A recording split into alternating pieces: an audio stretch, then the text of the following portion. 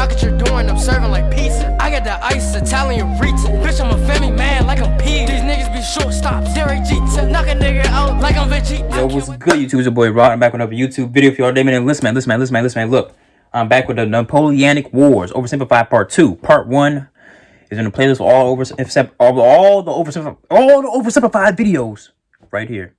Goodness gracious, I can't talk today. That's because I also can't talk because I'm trying to talk fast so I can hurry to get to this video because this jank is 31 minutes. Now, I'm trying to get into this video as fast as I can, so y'all know what to do. Like, comment, subscribe, hit that bell for post notification. All the stuff is in the description. Twitch, IG, you know what I'm saying? Original video, all that, you know what I'm saying? So show me some love, show Oversimplified some love. Hey, man, let's get into it. Shall we? Put it in the basket. See how the basket, put the bag in the basket. Told y'all it was going to be fast. I told you it was going to be fast. Let's get it. This video was made possible by Honey. Install now for free using the link below and start saving money when you shop online.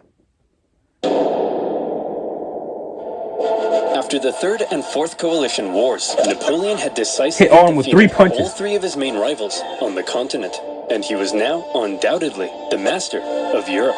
After the Battle of Friedland, his enemies sued for peace, and they all met on a raft on a river for negotiations. They had been fighting for the past 4 years, but now Napoleon and Alexander surprisingly got along like a house on fire. They laughed together, they chatted long into the night. They kissed. The two had a lot of mutual respect, and Napoleon even told his wife that if Alexander were a woman, I would make him my mistress. No, that's pretty creepy. That's real creepy. A weird thing to say to your wife, Napoleon. In the end, they came to an amicable agreement. Russia would lose barely any land, and in return, they'd join France against the UK and invade Sweden. Win-win. On the other hand, Frederick William III was sidelined, and Prussia lost an enormous amount of territory to French client states. Only the UK remained as the last major threat to Napoleon, and they continued to be a big thorn in his side, constantly funding his enemies and using their powerful navy to wreak havoc on French trade and overseas colonies. But what could Napoleon do? The British were safe across the channel. Well, he said, if I can't fight you with guns, I'll fight you with money. Earlier in 1806, Napoleon had announced the Continental System, a total shutoff of the UK from continental trade. No one in Europe was to trade with Britain, and Napoleon hoped that by hitting their economy, he could force them to negotiate. The British economy did take a hit, and they responded in their typical fashion by going to Copenhagen and blowing a bunch of stuff up. But in general, the British managed to stay afloat by simply increasing their trade with other parts of the world. Many neutral countries found themselves stuck between a rock and a hard place as the two European superpowers demanded they cease trade with the enemy. Hey America, you better not trade with the French or else I'll come burn down the White House. What? This is gonna wreck my economy. I need to start saving money. How the heck am I gonna start saving money? Yeah, that's right, you know where this is going. Do you like shopping in store? Oh my God. Of course not. Then you'd have to get up and use your legs. Gross. I'm about to skip this ad. That's ad. Yeah, skip the promotion in 3, 2, allowing you to upgrade your outhouse 1. to a porta potty. Now, where were we? Oh yeah, making peace with the Russians, a continental blockade, and blowing up Copenhagen. Sick of being blown up for doing almost nothing, and under significant pressure from Napoleon, the Danish officially sided with France. But Napoleon's blockade had the biggest effect on continental Europe, who were now cut off from a major trading partner, one that controlled the seas and held a rich, growing empire. And a lot of countries didn't fully comply. Portugal, a traditional British ally, refused to take part. No problem. Napoleon sent an army and invaded.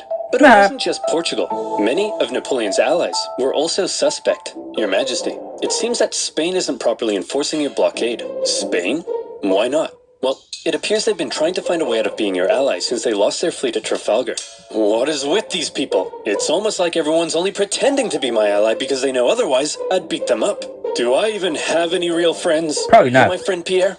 Say yes or I'll slap you. Napoleon had come to mistrust his ally to the south, and in particular, Napoleon thought the Spanish royal family were an incompetent mess. Alright, Carlos, you've got to get it together. How can I trust you when all you do is go hunting? Meanwhile, you let this ambitious nobody who dislikes me run the country, and you seem to be the only person in the universe who doesn't realize he's boinking your wife. And what's worse, who the heck are you? I'm the king's son. I just overthrew my dad. So, actually, now I'm the king. What?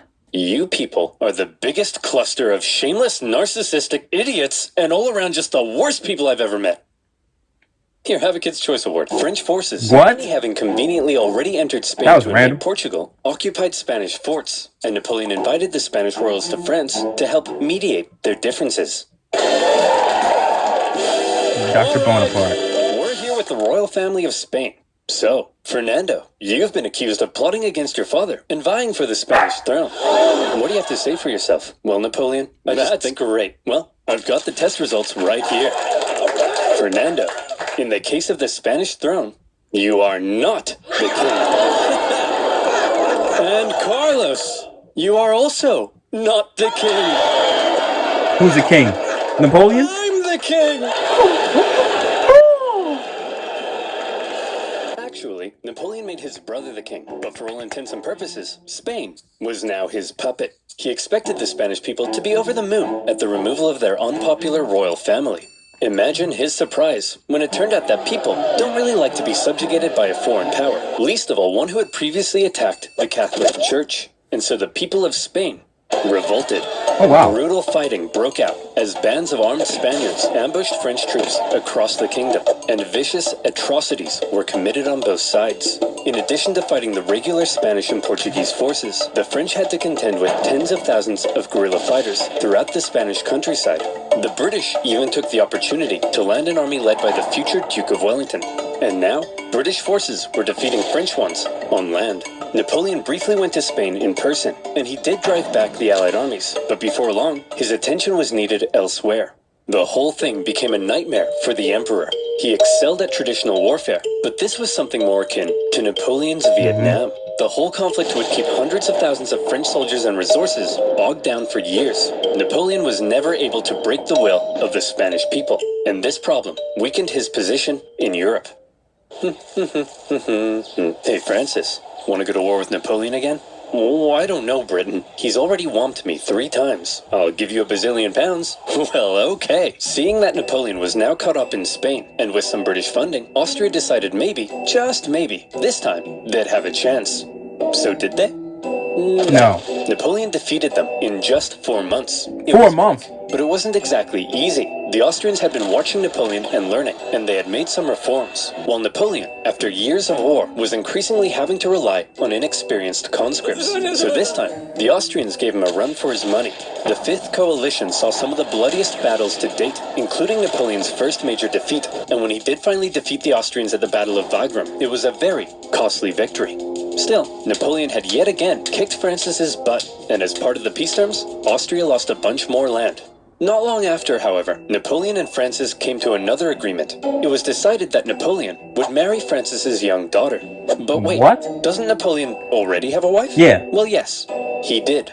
Josephine and Napoleon had become quite fond of one another, but now that Napoleon was playing the monarch game, he needed a male heir, and his aging wife wasn't giving him one, so it was out with the old and in with the new. At least he didn't behead anyone. For Austria, they felt that if Napoleon was going to keep on winning, they may as well be on his side. So through the marriage, Napoleon got an alliance with Austria and a beautiful baby potato.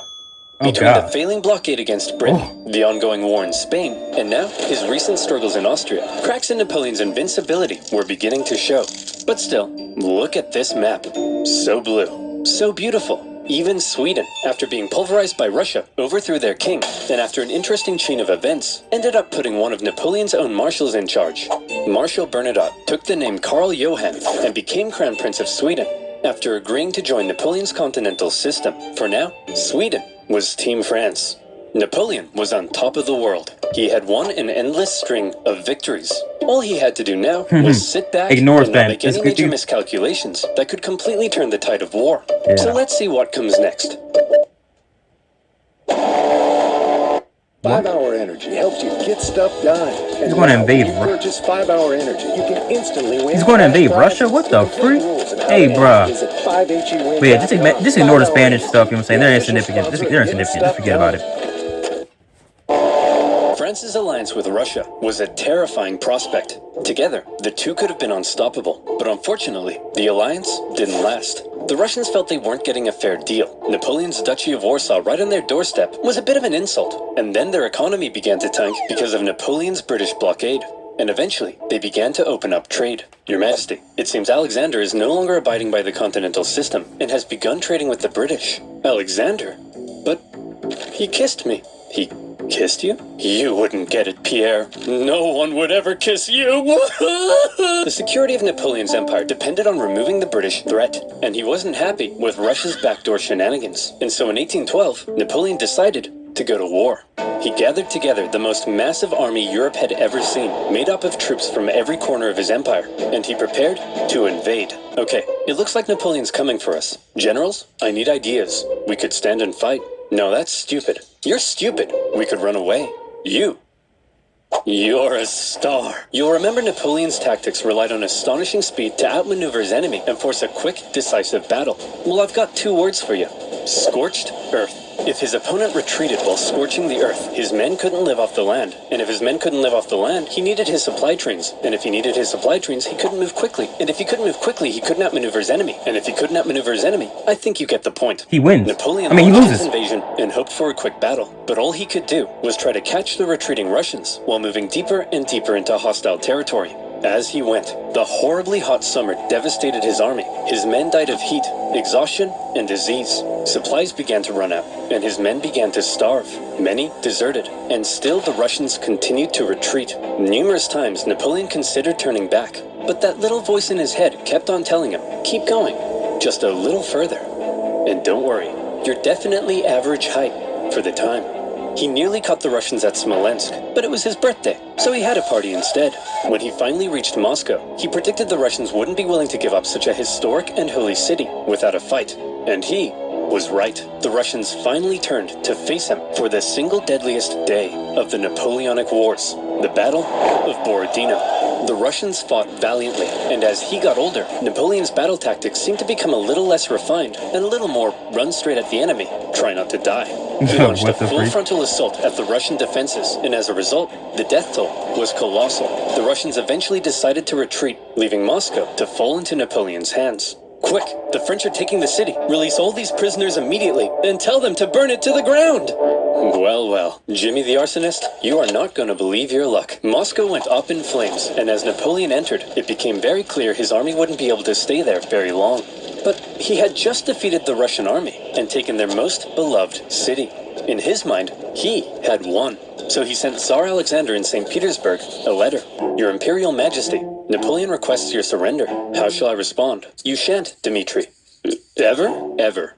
But, Your Majesty, it will be winter soon. The French forces are stuck 500 miles into Russian territory with dwindling supplies. If we don't say anything, well, then they'll all die. Oh! Exactly. After waiting for a response for about a month, the first snow of winter began to fall, and Napoleon sensed the catastrophe that was about to unfold. Everybody go back to France. Their only choice now was to get out. And that's when it happened. It got cold. Stupid cold. His glorious invasion had just become a race for survival. As the Russians realized the French were fleeing for their lives, they began to close in on their supply line. Men froze to death, their horses as well. There was starvation and disease. The injured and dying could only be left by the side of the road, as it was too slow to try to carry them. And all along the way, the dreaded Russian Cossacks stalked the bleeding French army, and every now and then swept in for a quick attack. Napoleon, fearing capture, kept a vial of poison around his neck. At one point, the Russian armies nearly trapped him against the Berezina River, but a little Napoleon cleverness gave him the old Geoffrey juke, tricking them into thinking he was going south and then escaping across rapidly built pontoon bridges to the north. When the Russians realized where he was and began to close in, the French burned the bridges before everyone could cross. Hundreds drowned, and thousands were captured. At this point, Napoleon got wind of plots against him forming in Paris, so he abandoned his men and went back to France. The remaining French stragglers made it across the border. It's been estimated over 600,000 men went into Russia. Less than 100,000 returned. Napoleon was now in a very precarious situation. His army had just been obliterated, and the other European leaders smelled blood. Here was an opportunity to take advantage of a weakened Napoleon, regain territory and influence, and liberate Europe from his dirty French paws. And so, they began to turn. Prussia soon broke their alliance and switched sides, while Austria declared neutrality. Even Sweden, led by one of Napoleon's old marshals, joined the Allies, partly due to Napoleon's earlier invasion of Swedish Pomerania. The War of the Sixth Coalition had begun. The coalition forces had been reforming their armies, and they were now much better. And the UK had also significantly amped up its financial aid to its continental allies. Their armies quickly advanced through Poland and into Germany. In Paris, Napoleon was understandably freaking out. He needed to put together a new army fast, and he called up over 100,000 new conscripts, mostly teenagers. He also put his factories into overdrive, and he was like, you, make more rifles. You, build new cannons. You, make more horses. I don't make horses. Then who makes horses? Horses make horses. Explain how. Well, when a daddy horse and a mommy horse love each other very much. Yes, go on. Well, then the daddy horse... I'm sorry, Napoleon. You're 43. I thought you'd know this stuff. Don't touch me. I'm gonna be sick. As it turned out, Napoleon's lack of horses would take the biggest toll on his army, since his tactics relied on speed, maneuverability, and destruction. When he took the fight to the Allies in 1813, he did defeat them and sent them running. But lacking cavalry, he was unable to effectively pursue and destroy. He needed horses. For the Allies, being defeated in battle by a man whose army was now full of inexperienced conscripts was concerning. So both sides were like, hold up. Time out. The Allies were somewhat cornered, and had Napoleon kept going, it's possible he could have won. But instead he agreed to a brief truce with the Austrians mediating between the two sides. When Austria demanded Napoleon make major concessions, Napoleon told them to shove it. Having had their terms rejected, Austria felt now they were justified in saying, well, we tried, and they joined the coalition. Okay everyone, look at us. The boys are back together, but Napoleon is still dangerous, so we need a plan. Any ideas? Ooh, I know. No, forget it. That's stupid. No. Forget it. Yep. Just gonna keep doing that. I've got it! When he approaches, we run away. Genius. He's a genius. The plan was as follows. Wherever Napoleon advanced, everybody runs. Whoever he advanced on would avoid battle, allowing the others to sweep in from the sides and attack the French marshals guarding his flanks.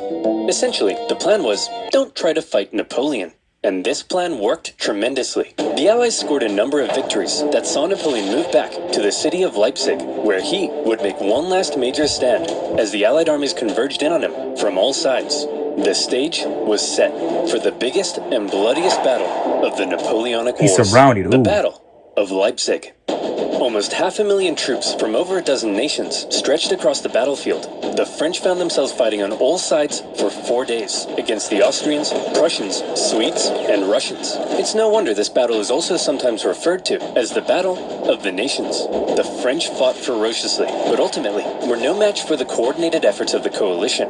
At one point, in the midst of battle, Saxon troops allied with the French had a team huddle and were like, hey guys, I'm pretty sure the French are losing. Let's switch sides. And so they did.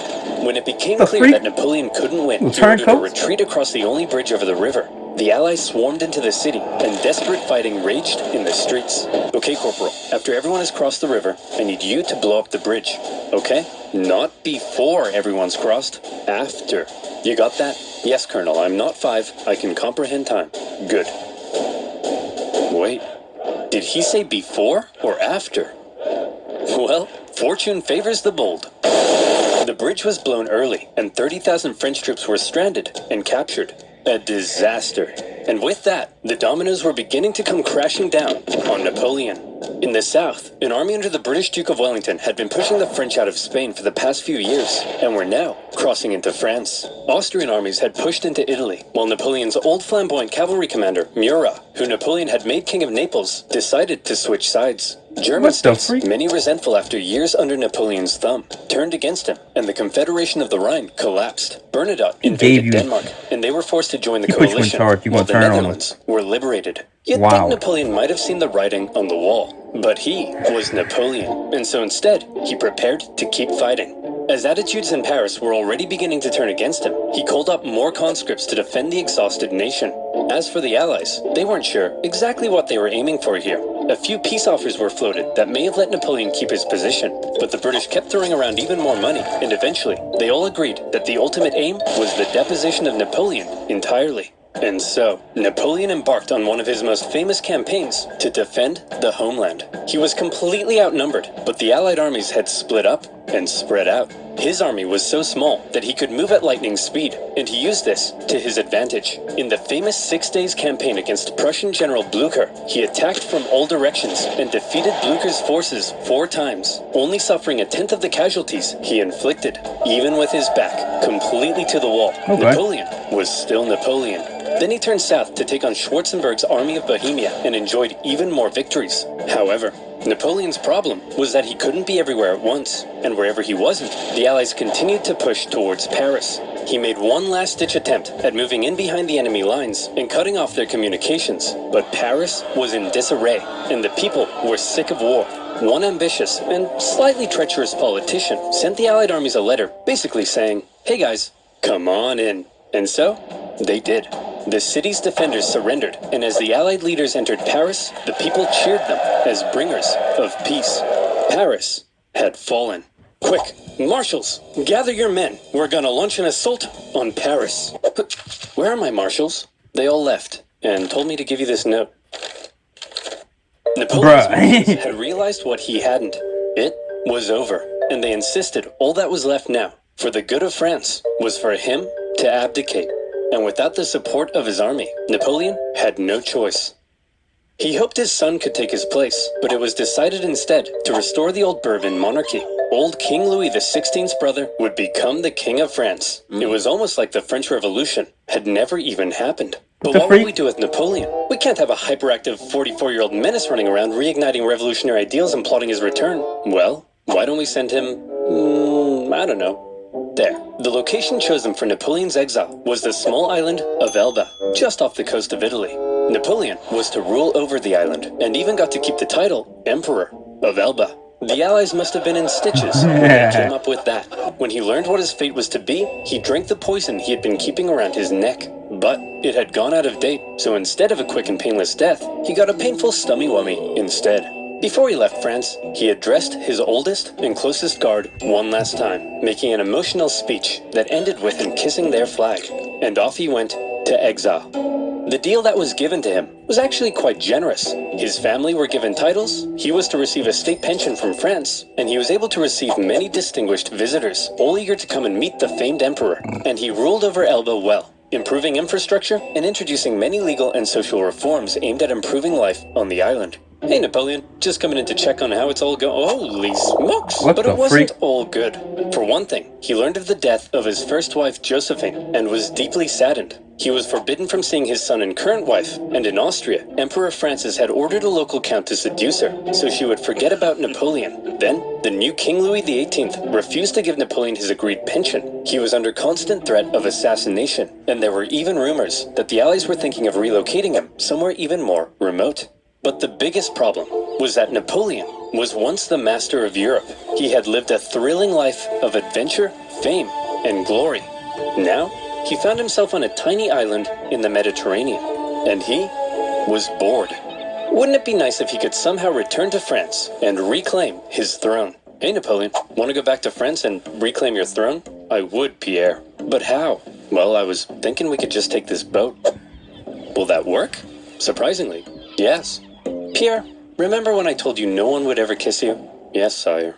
Well, pucker up, boyo. Yay. When Napoleon left Elba, it wasn't really the daring escape you might think. He basically had kind of a leaving ceremony, hopped on a ship, and sailed back to France. He brought with him an army of about 1,000 men, and he began his journey to Paris.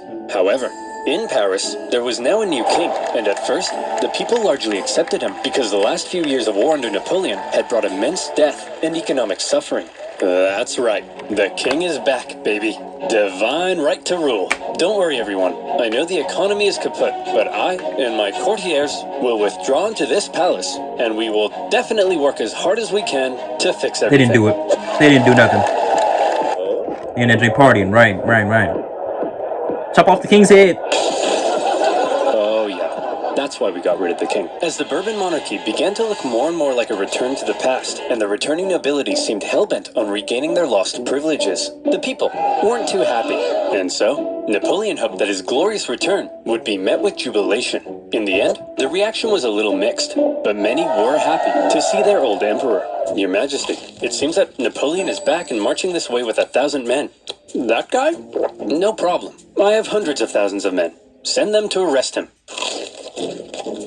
Your Majesty, it seems the thousands of men we sent to arrest Napoleon have all joined his side. Well, I'm off to Belgium. If you ever need a king again, be sure to let me know. As Napoleon continued his journey, the king had sent battalions of men to stop him, but they largely comprised of Napoleon's old soldiers, many unhappy with King Louis's military reforms. And so, when ordered to arrest him, they simply couldn't do it. In one famous incident, the troops began to cry out, "Long live the Emperor." When Napoleon reached Paris, with King Louis having fled, he entered unopposed to reclaim his throne. See, King Louis smart. Napoleon was back from the dead. Okay, everyone, now that we've finally gotten rid of that guy, let's try to make sure something like this can never happen again. What's that doing there? Hey, fellow monarchs.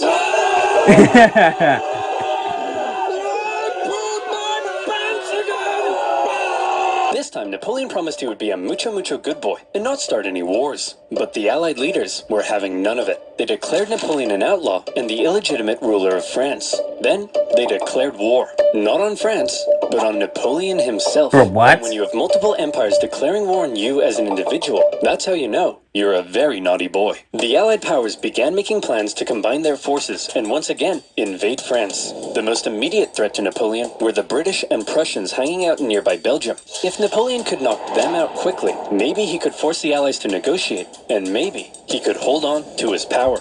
Together, the two armies to the north outnumbered him, so he made a plan to divide them and take them on separately. Historians debate how much of a chance Napoleon had here, but this same strategy of dividing and conquering had worked for him multiple times. I don't think it's going to work. He marched north with 125,000 men and took on the Allies in a number of initial engagements, defeating the Prussians before turning to take on the British. But to Napoleon's dismay, miscommunication and hesitation among his marshals allowed both enemy armies to retreat, and crucially, rather than fleeing east, the Prussians moved north, where they could remain in contact with the British. Napoleon sent a force to hold off the Prussians as he moved in on the British, now holding a defensive position at Waterloo. Prussian General Blücher sent word that he would come to Wellington's aid if he could just hold off the French for long enough. Napoleon had to defeat Wellington before the Prussian army could arrive in force, and it was close. The British held the high ground. I heard about this. Key defensive buildings across the battlefield. After waiting some hours he didn't have for the ground to dry, Napoleon sent men to assault the Hougoumont farm, but the British-German garrison there held out. French Marshal Ney launched a number of miscalculated cavalry charges at the British lines. The British formed defensive square formations, and they tore the French cavalry to shreds, while one guy chose the absolute worst time to go on a bender. The French did manage to capture a farmhouse directly in front of the British line, and from there, they unleashed artillery hellfire on the British square formations. And as Napoleon sent his Imperial Guard in to finish the British off, a nervous Wellington knew his lines were at breaking point. But the Prussians had earlier begun to arrive, and now they were arriving in large numbers. And after the British held out and sent the French Imperial Guard running, the French lines panicked, fearing they had been encircled, and they began to flee. The Battle of Waterloo was an Allied victory.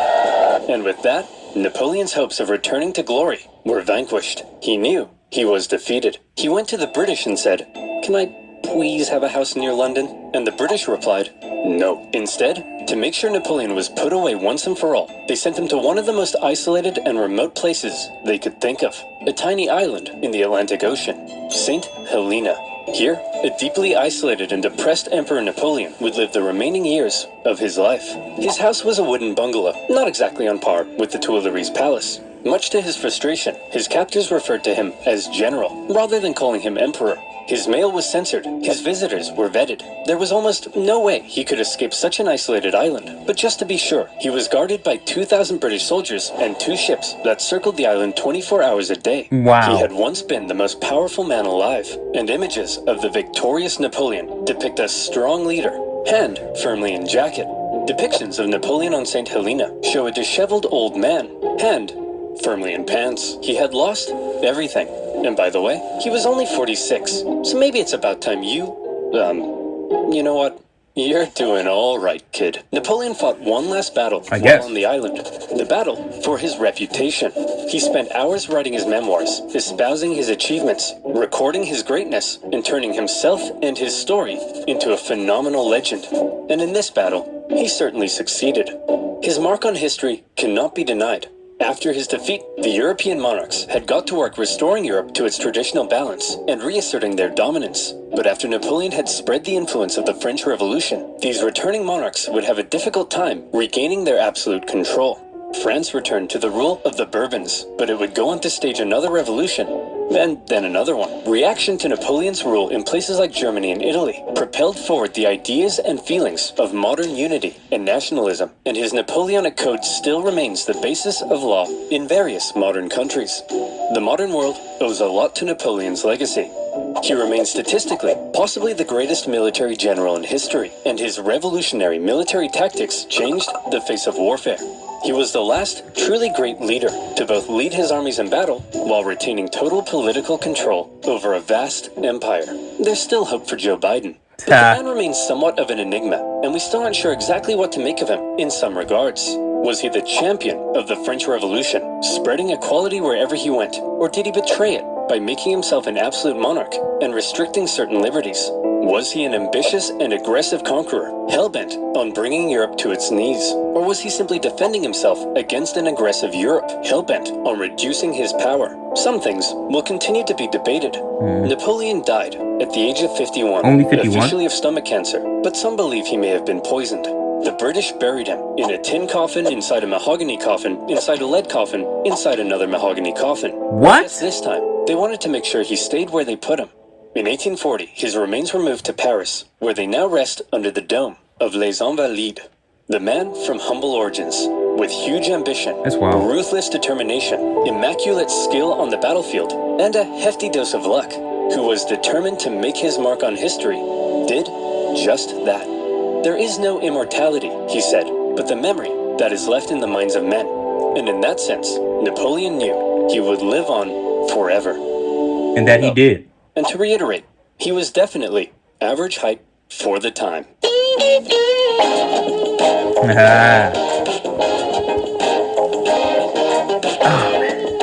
That's in that video, man.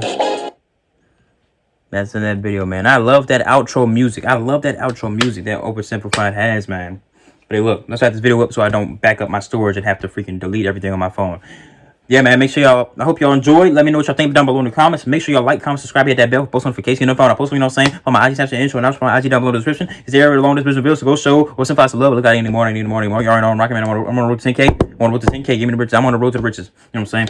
But hey, look, also show my Twitter levels. I'm getting Duffy in the game. They call me John Sticks. I'm the John Wick Gaming. Something you don't want to miss. And hey, man, I am.